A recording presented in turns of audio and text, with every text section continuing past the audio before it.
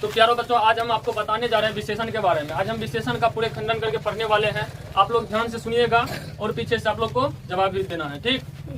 चलिए, आज हम जानते हैं विशेषण क्या होता है। विशेषण क्या होता है? संज्ञा और सर्वनाम का जो विशेषता बतलाता है उसे क्या बोलते हैं? विशेषण। संज्ञा और सर्वनाम का जो विशेषता बतलाता है विशेषण। तो विशेषण के बाद एक और होता है प्रविशेषण। क्या होता है? प्रविशेषण। प्रविशेषण होता है जो विशेषण का विशेषता जो विशेषण का विशेषता बताता है उसे हम प्रविशेषण कहते हैं। क्या कहते हैं? प्रविशेषण। इसका अर्थ ये हुआ, जैसे हम संज्ञा और सर्वनाम का विशेषता बतलाएंगे तो वो विशेषण कहलाएगा, ठीक। अगर हम वही विशेषण का विशेषता बतलाएंगे तो हम उसको क्या बोलेंगे? प्रविशेषण। जैसे अगर हम बात करें जो पानी मीठा है, पानी मीठा है। अगर हम बोले पानी मीठा है तो पानी में जो ये पानी का जो विशेषता बतला रहा है मीठा होना, ये हमारा विशेषण हो गया। मीठा क्या हो गया? विशेषण। अगर वहीं पे हम बात करें पानी काफी मीठा है या पानी बहुत मीठा है, पानी बहुत मीठा है या पानी बहुत ठंडा है, पानी बहुत ठंडा है। पानी बहुत मीठा है, मान लेते हैं पानी बहुत मीठा है। अब देखो, पानी तो हो गया हमारा, क्या हो गया? पानी, बताओ, संज्ञा हो गया ना।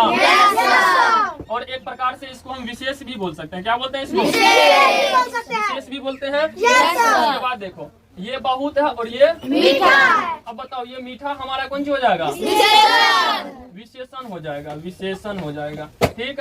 और ये जो हमारा बहुत है ये प्रविशेषण हो जाएगा। क्या हो जाएगा? प्रविशेषण हो जाएगा। प्रविशेषण को पहचानने का एक ही सिर्फ नियम है, जो तुम ये देखना, जो विशेषण के पहले आएगा प्रविशेषण। कहाँ आएगा? विशेषण के पहले। जब भी प्रविशेषण आएगा विशेषण से पहले। जब भी प्रविशेषण आएगा विशेषण से पहले। याद रहेगा ना? Yes, sir. बताओ, प्रविशेषण कब आएगा? विशेषण से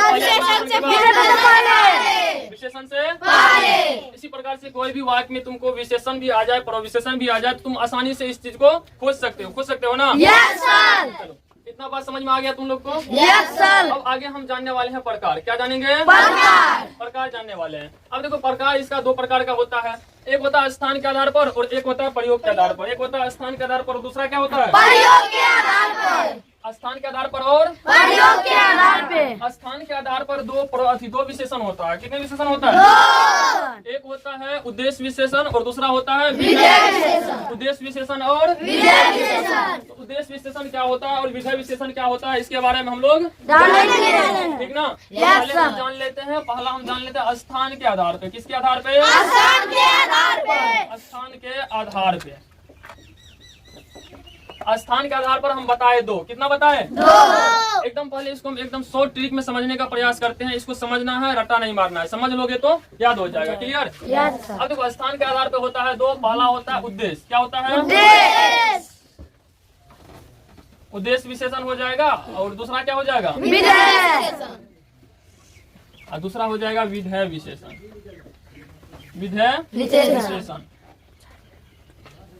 क्लियर है यहाँ तक? Yes, sir. अब उद्देश्य क्या होता है, विधेय क्या होता है, इसके बारे में हम जानेंगे। जानेंगे। अब देखो, उद्देश्य का मतलब हुआ, पहले हम बता रहे हैं तुमको उद्देश्य विशेषण और विधेय विशेषण से जानने से पहले हम तुमको एक विशेष के बारे में बता रहे हैं। जैसे हमने अभी एक वाक्य बोला था तुमको, पानी मीठा है या पानी बहुत मीठा है। उसमें हमको पता करना है जो एक विशेष क्या होता है। तो विशेष का अर्थ होता है जिसके बारे में बात हो। विशेष का अर्थ क्या होता है? जिसके बारे में बात हो।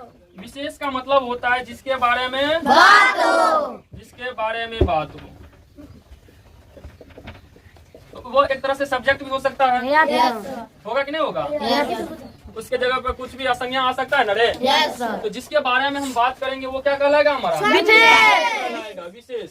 अब विशेष जो होता है, विशेष के आधार पे हम पहचान पाएंगे जो कौन उद्देश्य विशेषण है और कौन विधेय विशेषण। तो हम जैसे बीच में उद्देश्य लिखते हैं, एक छोटा सा ट्रिक बता रहे हैं, इसको सिर्फ याद रखना। विशेष क्या है? ये विशेष। अब देखो, अगर विशेष से पहले कोई विशेषण लगा हो, अगर विशेष से पहले कोई विशेषण लगा हो। पहले कोई विशेषण हो तो वो हमारा क्या होगा, और अगर विशेष के बाद कोई विशेषण है तो वो हमारा क्या होगा। इसके अनुसार से हम आसानी से इसको याद रख पाएंगे, ठीक ना। तो हम बताओ, अगर विशेष से पहले कोई विशेषण लगा हो तो इसको हम क्या बोलेंगे? उद्देश्य विशेषण बोलेंगे। क्या बोलेंगे? उद्देश्य विशेषण बोलेंगे। अगर विशेषण के बाद कोई विशेषण, अगर विशेष के बाद कोई विशेषण लगा हो तो इसको क्या बोलेंगे? विधेय विशेषण बोलेंगे। क्या बोलेंगे? विधेय विशेषण। क्लियर? यस यहाँ तक समझ में आ गया ना? Yes sir. हम इसको इस तरीका से याद रख सकते हैं। ये विशेष है, विशेष मतलब जिसके बारे में जिसके बारे में बात हो। अगर उनसे पहले यानी कि इसको दाया बाया में अगर हम बांट दें तो ये विशेष का दाया कौन सा होगा? विशेष का दाया कौन सा होगा बताओ? उद्देश्य। विशेष का दाया ये साइड हो जाएगा ना रे? Yes sir. और विशेष का बाया ये साइड हो जाएगा। चलो याद रखना अच्छा से। देखो जैसे हमारा दाया और हमारा बाया, हमारा दाया इस साइड और हमारा बाया इस साइड, इसी प्रकार से हमको विशेष का दाया बाया देखना है। विशेष का, इसका नहीं और इसका नहीं, सिर्फ विशेष का देखना। क्लियर ना? Yes sir. विशेष का दाया हो जाएगा इस साइड और बाया हो जाएगा इस साइड। तो बाया साइड जो आएगा, विशेष के बाया साइड जो विशेषण आएगा उसको हमें सिंपल भाषा में याद रखना है। कौन सा हो जाएगा? और विशेष के पहले यानी कि विशेष के दाया साइड जो भी विशेषण आएगा उसको क्या हम बोलेंगे? उद्देश्य विशेषण। यहाँ तक क्लियर है ना? Yes sir. समझने में कोई दिक्कत? No sir. चलो अब हम आगे जानते हैं। इसका एक उदाहरण लेते हैं। तुम लोग एक उदाहरण बताओ, उसके हम बताते हैं। बताओ क्या होगा इसका उदाहरण? आज गर्म दूध है। चलो एक उदाहरण जैसे बोला, आज गर्म दूध है। गर्म दूध है। एक उदाहरण लिए। अब इसमें हमको पता करना है जो ये उद्देश्य है, 1 नंबर वाला या 2 नंबर वाला विधेय, यही चीज पता करना है। Yes sir. इसमें हम पता करने के लिए पहले हम खोजेंगे विशेषण कौन है और विशेष कौन है। विशेषण कौन है और विशेष कौन है? तुम्हारा एग्जाम्पल है आज गर्म दूध है। तो बताओ हम किसके बारे में बात कर रहे हैं जो गर्म है? गर्म दूध है। तो अगर हम विशेष की बात करें तो विशेष का परिभाषा होता है जिसके बारे में बात हो। तो किसके बारे में बात हो रहा है इस दूध बात के बारे में। हमारा ये दूध जो है ये क्या हो जाएगा बताओ? विशेष। विशेष हो जाएगा। क्या हो जाएगा? विशेष। अगर हम दूध विशेष हो गया तो अब इसमें हमको खोजना है ना जो विशेषण आखिर कौन है? यस खोजना है ना? यस तो बताओ अगर इसमें विशेषण खोजेंगे तो हमको विशेषण कौन सा मिलेगा? तो यहाँ पे हमारा हो जाएगा गर्म हो जाएगा, विशेषण हो जाएगा, विशेषण। क्लियर है ना? यस। अब देखो यहाँ पे विशेष है और यहाँ पे विशेषण है। तो यहाँ पे विशेष और यहाँ पे विशेषण है। इतना बात सिर्फ समझ में लो। जो विशेषण देखो कहाँ पे आ रहा है? विशेष के पहले आ रहा है कि बाद में आ रहा है? बाद में नहीं कह रहे। No sir. विशेषण विशेष के पहले है तो क्या हो जाएगा फिर? क्या हो जाएगा फिर? हो जाएगा। क्लियर ना? यस विशेषण विशेष के पहले आ रहा है तो अगर बाद में आएगा तो चल एक और हम लेते हैं दूसरा वाक्य। आज दूसरा वाक्य लेते हैं। आज दूध गर्म। सुनो दूसरा वाक्य लेते हैं। गर्म दूध है। अरे सुनो, आज पानी ठंडा है। ठंडा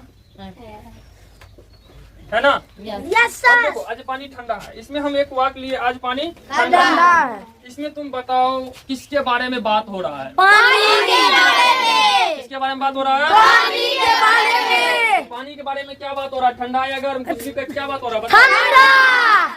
तो यहाँ पे बताओ पानी विशेष हो जाएगा ना फिर? Yes sir. पानी हमारा क्या हो जाएगा? विशेष। विशेष हो जाएगा। क्लियर है ना? Yes sir. और जब ये विशेष हो गया तो इसका अब हम विशेषण खोजते हैं। तो विशेषण ये होगा कि फिर ये होगा? ठंडा। ठंडा हो जाएगा ना? Yes sir. विशेषण देखो कहाँ पे है हमारा?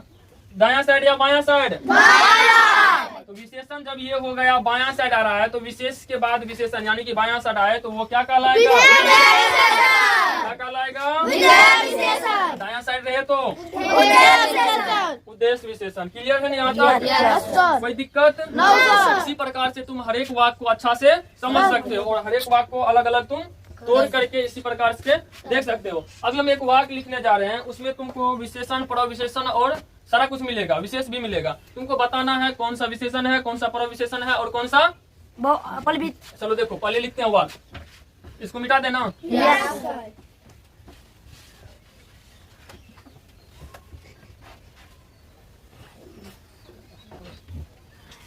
जैसे जैसे तुम लोग एक वाक्य बोलो जिसमें प्रविशेषण भी आ जाए। मदन बहुत ईमानदार लड़का है।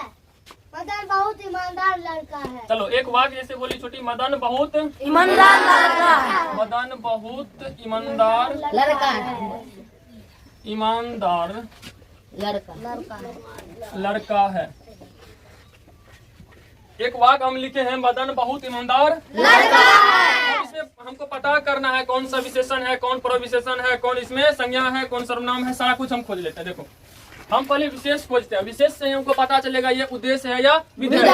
तो विशेष खोजने के लिए हम विशेष का परिभाषा जानते हैं, जिसके बारे में तो बताओ इसमें किसके बारे में बात हो रहा है? मदन के बारे में बात हो रहा है। तो बताओ मदन हमारा क्या हो जाएगा? और संज्ञा संज्ञा भी बोल सकते हैं इसको, विशेष भी बोल सकते हैं। क्लियर? अब देखो यहाँ पे लड़का भी तो संज्ञा है ना रे? बताओ तो कौन सा संज्ञा है? संज्ञा का कितना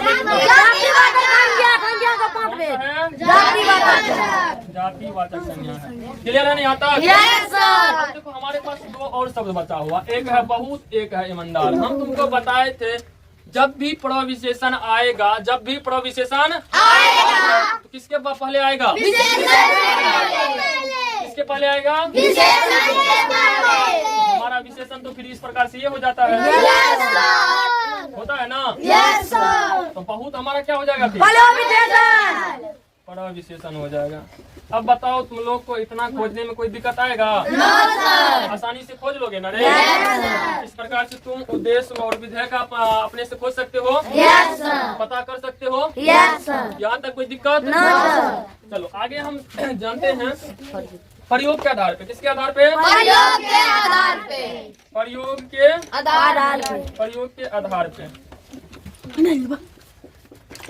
के आधार पे 4 प्रकार के विशेषण होते हैं। कितने प्रकार के विशेषण होते हैं? 4 प्रकार के विशेषण होते हैं। बताओ कौन कौन? पहला कौन सा होगा? संख्या दूसरा कौन सा होगा? परिमाणवाचक विशेषण। तीसरा कौन सा होगा? सर्वनामिक वाचक विशेषण। चौथा कौन सा होगा? चौथा होता है गुणवाचक विशेषण। क्लियर? देखो पहला होता है संख्यावाचक। देखो इस संख्यावाचक से पता चल रहा है इसमें संख्या का बोध होता है। किसका बोध होता है? संख्या का बोध होता है। संख्या मतलब पता चल रहा है पहले से ये संख्या का बोध कराएगा। किसका बोध कराएगा? संख्या का। जिस विशेषण शब्द से संख्या का बोध हो उसे क्या बोलेंगे? क्या बोलेंगे? संख्यावाचक विशेषण। इसमें संख्या का बोध होगा, संख्या का बोध होगा। अब देखो इसको भी 2 भाग में बांटा गया। कितने भाग में बांटा है? 2। एक होता है निश्चित संख्यावाचक और दूसरा होता है अनिश्चित संख्यावाचक। निश्चित संख्यावाचक से हम समझेंगे कि जिससे निश्चित संख्या का जिससे निश्चित संख्या का और निश्चित संख्यावाचक से समझेंगे जिससे अनिश्चित संख्या, जिसमें कोई संख्या का निश्चित न हो, कोई भी निश्चितता संख्या का बोध न हो। जैसे हम एक वाक्य तुम लोग से पूछ रहे हैं, बताओ निश्चित संख्यावाचक वाक्य का एक वाक्य बताओ क्या हो सकता है? 5। जैसे हम बोलेंगे बस में 50 लड़के हैं। बस में 50 लड़के हैं। बताओ इसमें संख्या निश्चित संख्या का बोध हो रहा है या अनिश्चित संख्या का बोध हो रहा है? निश्चित संख्या का बोध हो रहा है ना? अगर हम बोले वो बस में लगभग 50 लड़के हैं तो निश्चित का बोध होगा या अनिश्चित का? अनिश्चित का बोध होगा। कोई डाउट? चलो इसी प्रकार से इसमें जो है 1000, 2000, 50, 100, 20 ये सब आ जाएगा तुमको निश्चित में, और ये लगभग 200, 300, 500, 1000, लाख ये सब आ जाएगा अनिश्चित। तो अब हम जानते हैं परिमाणवाचक संज्ञा। परिमाणवाचक क्या होता है? बताओ इसका परिभाषा। जिससे माप या जिससे माप तोल का बोध हो उसको क्या बोलेंगे? परिमाण का अर्थ ही होता है माप तोल। परिमाण का अर्थ क्या होता है? जैसे बोलेंगे 1 केजी, 2 केजी, 1 लीटर, 1 मीटर, आया समझ में? 10 सेंटीमीटर, 100 सेंटीमीटर, ये सब क्या होता है? परिमाण होता है। क्या होता है ये सब? इन सब चीजों को कपड़ा को जैसे मापते हैं मीटर में मापते हैं ना रे? दूरी को किस में मापते हैं? किलोमीटर में मापते हैं ना? हाँ। ऑयल सबको किस में मापते हैं? द्रव पदार्थ को लीटर में। तो जब हम निश्चित, ये भी तुमको 2 प्रकार का होता है। परिमाणवाचक कितने प्रकार का होता है? एक होता है तुमको निश्चित परिमाणवाचक और दूसरा होता है अनिश्चित परिमाणवाचक। निश्चित परिमाणवाचक से एक ही बात सिर्फ समझ में आना चाहिए, जिससे निश्चित संख्या का मतलब निश्चितता का बोध हो, जिससे निश्चितता का बोध हो। जैसे हम बोलेंगे 1 लीटर, हम 1 लीटर अगर बोल रहे हैं तो 1 लीटर में क्या हम 1 लीटर ही आएगा या फिर 1 लीटर से ज्यादा या कम आएगा? 1 लीटर ही आएगा। हम बोलेंगे जो इस टैंकर में 100 लीटर पानी है, इस टैंकर में 100 लीटर पानी है। निश्चितता का बोध हो रहा है अनिश्चितता का? अगर बोले इस टैंकर में हजारों लीटर पानी होगा, अनिश्चितता का, कि हम उसको मापे नहीं है, बस हम ऐसे अनुमान लगा करके बोल दिए। आया समझ में? Yes sir. हाँ, ये हो गया। तो जैसे हम बोलेंगे थोड़ा या कुछ, ये सब किस में आएगा? अनिश्चितता में।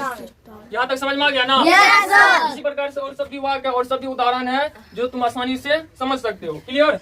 अब आता है सर्वनामिक। क्या आता है? सर्वनामिक वाचक विशेषण। इसमें देखो, इसमें जो है तुमको निजवाचक और पुरुषवाचक को छोड़ करके बाद बाकी जितना भी सर्वनाम आएगा, जितना भी 4 गो सर्वनाम बचता है इधर, ये सब में अगर सब विशेषण इसका रूप होता है तो ये सर्वनामिक विशेषण हो जाएगा। क्या हो जाएगा ये? सर्वनामिक विशेषण। जैसे निजवाचक में तुम्हारा क्या होता है बताओ? निजवाचक में मैं क्या हो जाएगा? उसके बाद निजवाचक में, उसके बाद कौन सी फाइल है? निजवाचक के बाद पुरुषवाचक में पुरुषवाचक हो जाएगा मैं तू, और निजवाचक आप हो जाएगा ना? ये दोनों को छोड़ करके बाद बाकी जितना भी विशेषण बनेगा वो सर्वनामिक विशेषण में आ जाएगा। जैसे मैं बताओ तो, जैसे बताओ कुछ किसका था? यही सर्वनामिक विशेषण का कुछ याद नहीं है? कौन? यह कार आपका है। तो इसमें देखो यह आया, यह भी एक सर्वनाम हुआ। Yes sir. तो ये सर्वनामिक विशेषण के अंतर्गत आ जाएगा। चौथा देखो, चौथा जानते हैं हम लोग गुणवाचक विशेषण। क्या जानते हैं? अब गुणवाचक क्या होता है बताओ? इसका परिभाषा किसी को पता है? Yes sir. क्या होता है गुणवाचक?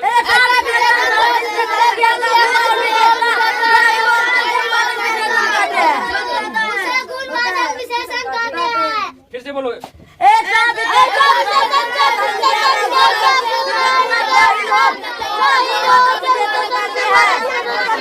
सिंपल भाषा में याद रखना है, गुणवाचक विशेषण का मतलब हुआ जिसमें गुण का, जिससे गुण का बोध हो। जिस सर्वनाम, जिस विशेषण शब्द से गुण का, जिस विशेषण शब्द से गुण का बोध हो। जैसे अच्छाई, ईमानदारी, ये सब किसमें आ जाएगा? गुणवाचक विशेषण में आ जाएगा। एक एग्जाम्पल बताओ, कोई सा एक एग्जाम्पल बताओ जल्दी। गुणवाचक में यह व्यक्ति जैसे हम बोले यह व्यक्ति बूढ़ा है, इसमें व्यक्ति के बारे में बूढ़ा दर्शा रहा, बूढ़ा एक विशेषण हो जाएगा। कौन सा हो जाएगा? विशेषण।